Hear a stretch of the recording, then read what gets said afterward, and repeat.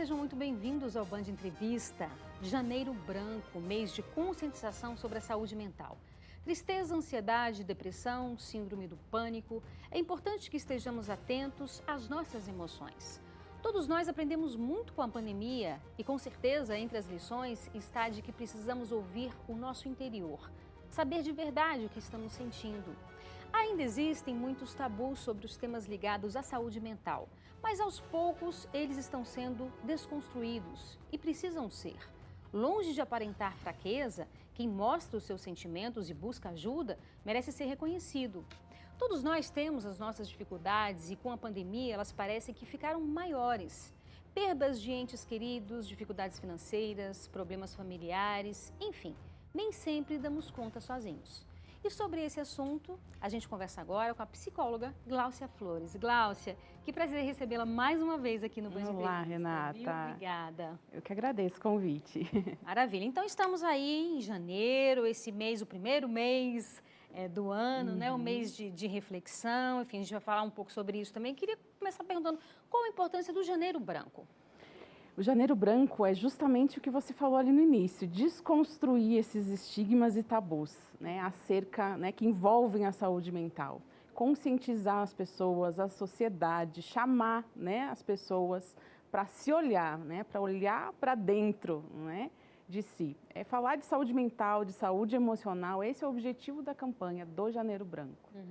Ainda tem muitas pessoas, como a gente falou agora, né? É claro que muitos mitos vêm sendo desconstruídos, muitos tabus vêm sendo desconstruídos, mas ainda há uma parcela importante da população que acha que é fraqueza falar, eu tô triste, eu tô com depressão, eu acho que eu tô com depressão, e buscar ajuda, então... Talvez os homens sejam a maioria. Os homens são mais resistentes um pouco, né? As mulheres têm a tendência a falar um pouco mais, né? A se cuidar um pouco mais, né? Mas eu percebo que sim, o estigma está diminuindo um pouco, as pessoas estão procurando, né? Mais cuidar um pouco disso, procurando mais, inclusive, ajuda, né? Acompanhamento psicológico, enfim. Mas ainda temos um longo caminho, né? Muito grande pela frente. Né? É engraçado porque, assim, geralmente eu tenho um filho e desde cedo eu sempre quis que ele fizesse terapia.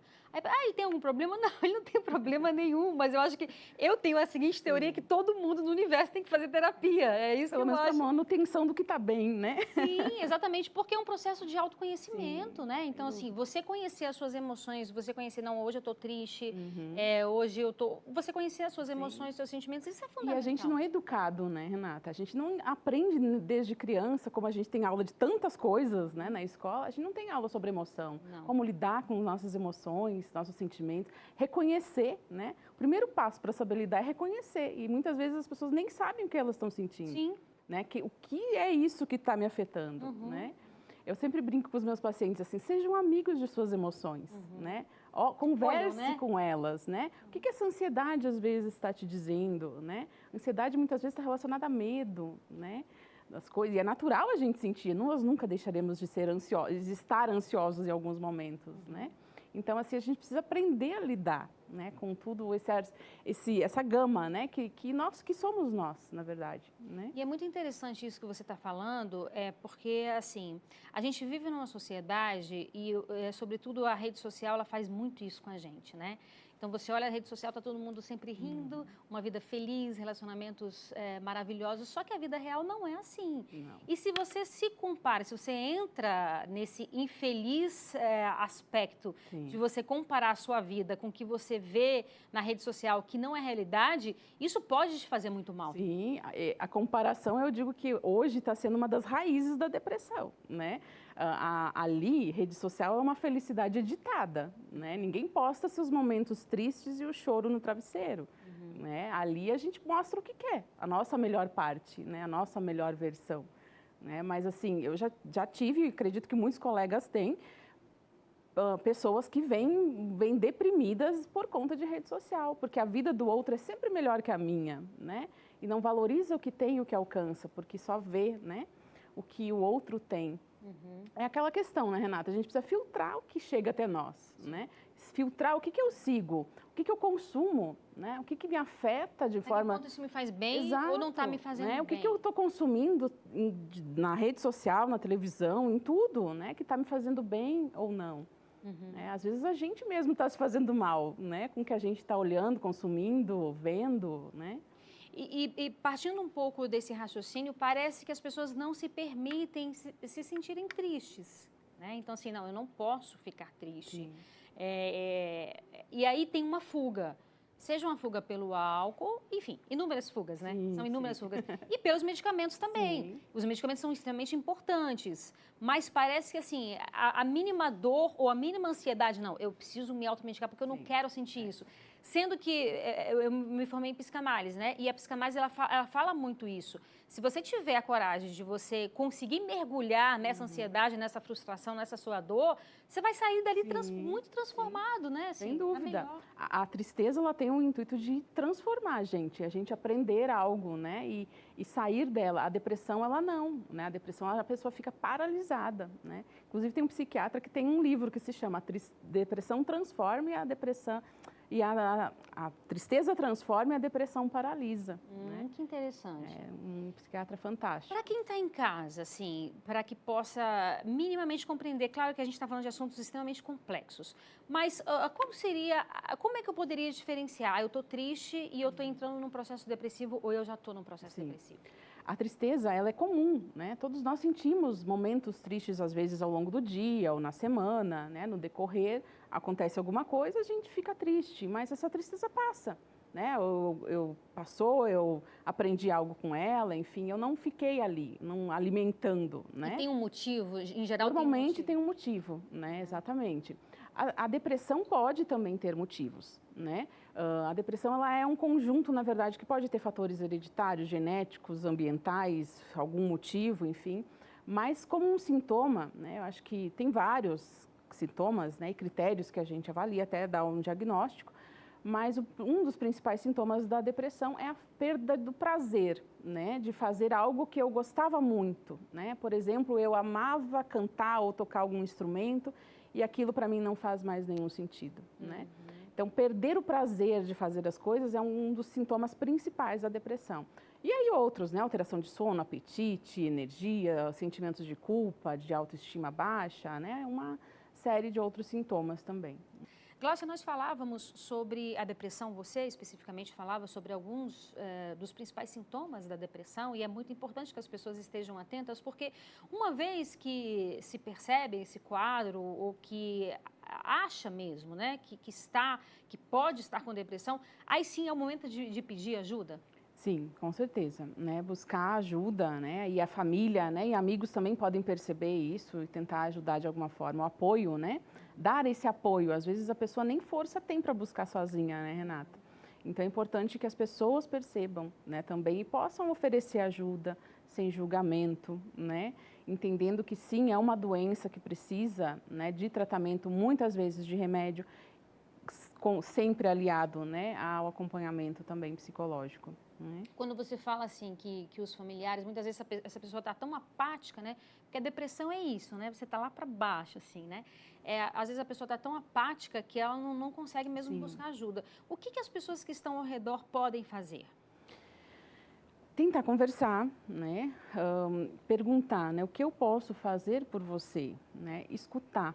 Porque às vezes as pessoas vêm com aquelas dicas, né? Assim, a vida é tão linda, por sai da cama, né? Assim, por que você está assim? Não tem motivo, né? Assim, o que te falta, né? Às vezes a pessoa tem tudo e ela está em depressão, né? Então, é tentar ouvir, né? O ouvir, a escuta é muito importante, né? A gente pode dizer, sim, é importante as pessoas falarem, né? Mas é importante que tenha quem escute também, né? E hoje as pessoas dificilmente escutam o outro, né? Com uma disponibilidade, né, interna de ouvir o outro realmente e querer ajudá-lo, né? Isso é o principal. Querer ajudar e a escuta é um instrumento muito importante nesse momento. E lembrando, né, Renata, que crianças estão também tentando suicídio e deprimindo muito, adolescentes também, o índice cresce de forma alarmante, né? Então por isso é o Janeiro Branco, né? Para a gente falar disso e tentar né? É uma situação muito grave e triste que a gente vive hoje na sociedade, né? O aumento de depressão, de ansiedade, de suicídio. A gente precisa falar disso e esses meios aqui, como você, né, está proporcionando, é fundamental. Né? E assim, procurar ajuda de um especialista, né, Glaucia? De preferência, né? Psiquiatra, psicólogos, né? Especialistas nessas demandas específicas, né? E as pessoas também acham, né, Renata, que às vezes psicólogo é psicólogo e isso basta. E às vezes tem as especialidades também, né? Dentro da psicologia, da psiquiatria, né? Então é importante buscar aquele que é especialista num transtorno, em tratamento de depressão, em tratamento de ansiedade, né? E como cuidar da nossa saúde mental? Ótima pergunta. Primeiro é olhando para si, né? Acho que esse é o primeiro passo, né? Se percebendo e buscando se conhecer. A meditação, né? Tanto meditação guiada, né? Ou outros tipos também são fundamentais, porque é um exercício, né? De você se voltar para dentro. De autopercepção, Isso. Né? Atividade física, você está cuidando de saúde mental. Você está prevenindo depressão, né? A atividade física libera aqueles hormônios de bem-estar que fazem efeito quase igual a um antidepressivo. Né? Alimentação adequada, reduzir coisas que causam estresse, né? A vida, diminuir o ritmo, desacelerar, né? Eu acho que é muito importante a gente desacelerar para cuidar da saúde mental. E buscar coisas que te façam bem, né? Que façam bem a cada um perceba o que eu faço, o que eu preciso fazer para me sentir bem. Né? Fazendo o que a gente gosta, a gente vai estar cuidando da nossa saúde mental. Interessante isso. E eu percebo que, assim, é claro que ninguém gosta de sofrer, de sentir dor, né? Mas muitas vezes é importante você ir no âmago daquilo que está te fazendo, que está te causando, né, algum sofrimento, porque a fuga, você está só adiando um problema, né? Sim. Então, você coloca para baixo do tapete, né? Mas sim. A sujeira vai continuar lá, né? A gente precisa tirar ela de lá, né? E tratar dela, né? Para que a sujeira, né? Aquele problema, enfim, deixe de existir. Né? E às vezes não é nem deixar de existir, né? É você aprender a lidar, né? Com as diversas situações que a vida vai vai aparecer. Porque, assim, ninguém está livre das frustrações, né, Glaucia? Faz parte da vida, né? Faz parte da vida, né? A gente nem tudo é como a gente quer, né? Dificilmente é, né? E nem tudo está sob o nosso controle também, né, Renata? Acho que a pandemia trouxe muito isso, né? Sim, a gente percebeu que a gente não tem controle sobre as coisas. E o não ter controle é o que causa muitas vezes ansiedade, né? As pessoas querem ter as coisas sob seu controle, né? Saber o que vai acontecer, planejar, fazer planos, né? E quando a gente perde isso, né? E quando quando as coisas saem fora daquele planejado, muita gente pira, né? Porque como assim, né?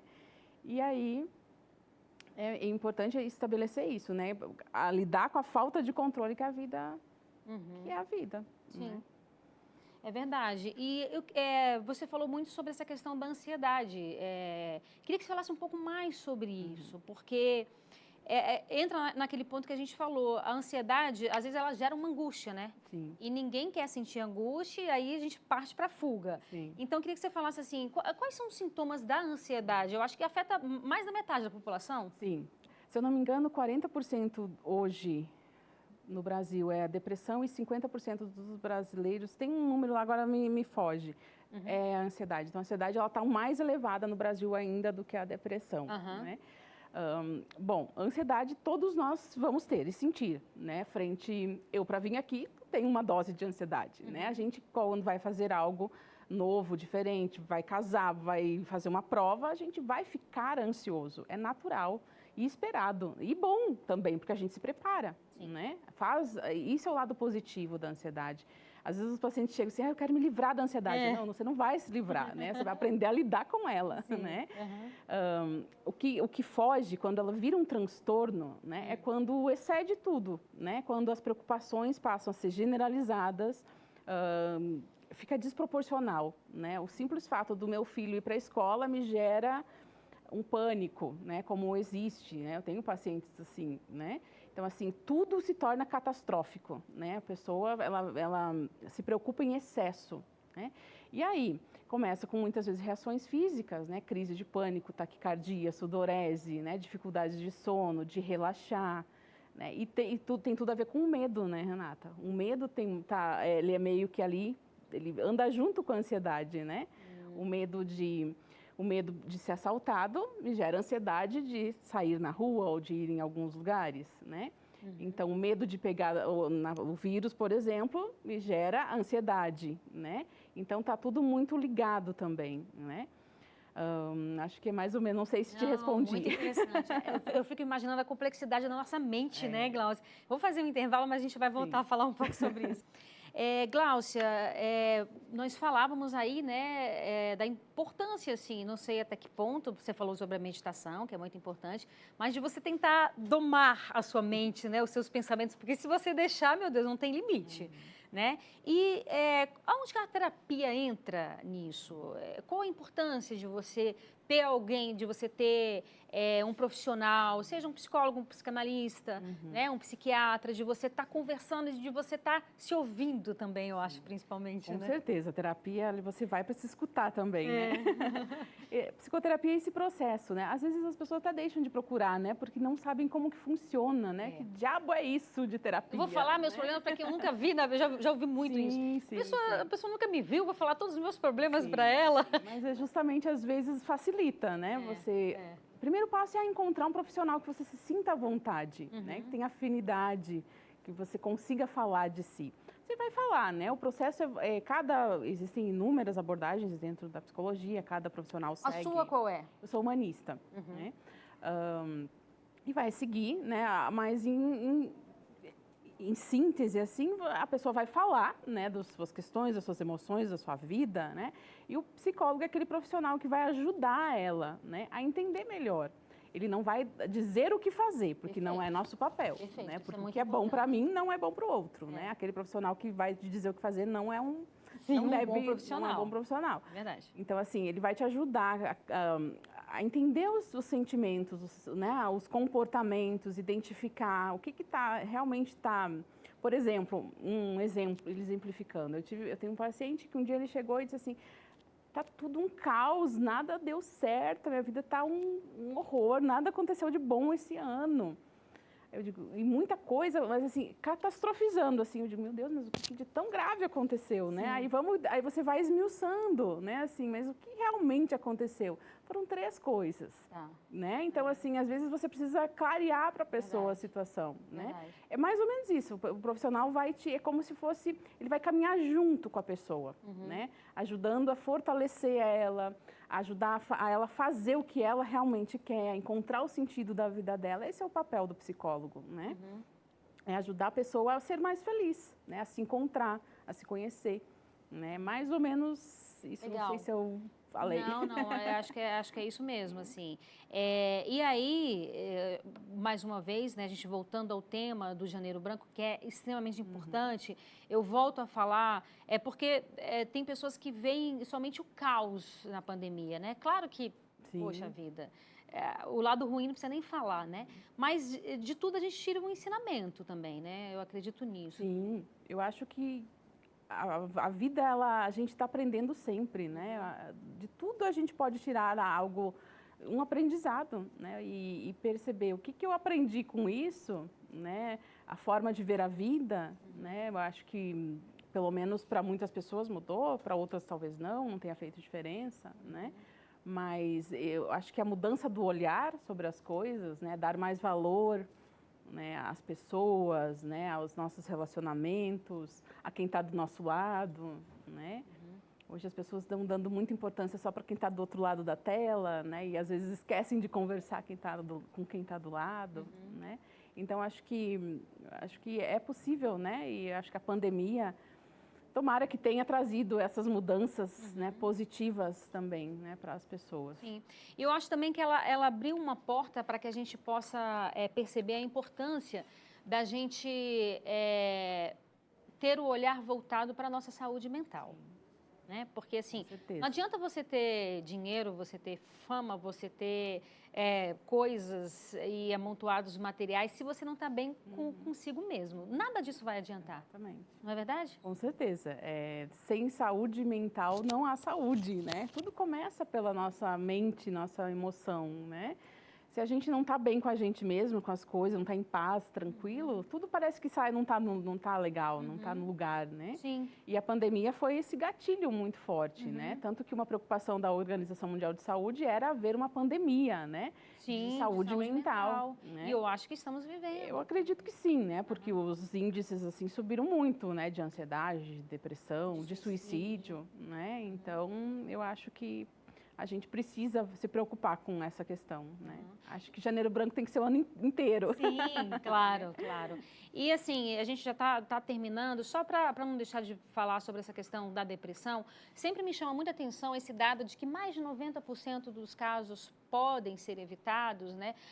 E poderiam, né? A partir do momento, isso sem causar peso nenhum para os parentes ou para as pessoas que ficaram, mas sim como um alerta para que nós que estamos aqui procurar ajuda, né, Gláucia? Porque, assim, a depressão, ela é uma doença, como você falou, existe tratamento para depressão, então, às vezes, a pessoa está sentindo uma dor tão profunda na alma, mas tão profunda na alma, que acha que aquilo não vai passar, mas passa. Passa. E a importância da campanha é isso, né, Renata? Eu já tive pacientes que vieram por causa de campanha, né, do Setembro Amarelo, mas eu não sabia que o que eu sentia era uma doença. Então, a importância é fundamental das campanhas, né? E de fazer com que as pessoas percebam e busquem ajuda. Né? E tem que buscar ajuda, porque é aquela coisa, a gente não consegue ajudar quem não pede ajuda, né? É como eu falo sempre para os meus pacientes, eu te estendo a mão, mas se você não me estender de volta, a gente não vai conseguir caminhar junto, né? Então, é preciso também, né? Claro que por mais que a pessoa esteja deprimida, mas ela precisa ter, né, esse impulso, né, de querer sair daquele lugar que ela está. Né? Maravilha. E aí tem em casos mais extremos, tem diz que 180? 188, se eu não me engano. Acho que é 188 do CVV, né? Do CVV, né? Tem um CVV. Enfim, às vezes a pessoa não tem condições de pagar um profissional, mas tem as faculdades. Sim, tem muitas formas, né? Faculdades que oferecem esse atendimento de forma gratuita também. Os CAPs na saúde pública, né? Que ainda tem que melhorar muito, né? O acesso e tudo mais, mas também é uma possibilidade, né? E quem puder é um investimento. E muitos grupos, né? Na pandemia teve muito movimento da psicologia, né? De fornecer grupos de apoio voluntários mesmo, né? Então, assim, tem fuçando, como eu gosto de dizer na internet, né? A gente acha muita coisa, né? Gláucia, muito obrigada pela sua participação mais uma vez. Foi um prazer recebê-la. Prazer foi meu, uma alegria sempre estar aqui. Maravilha, alegria é minha. E o Band Entrevista fica por aqui. Muito obrigada pela sua companhia. A gente se vê sábado que vem. Tchau, tchau.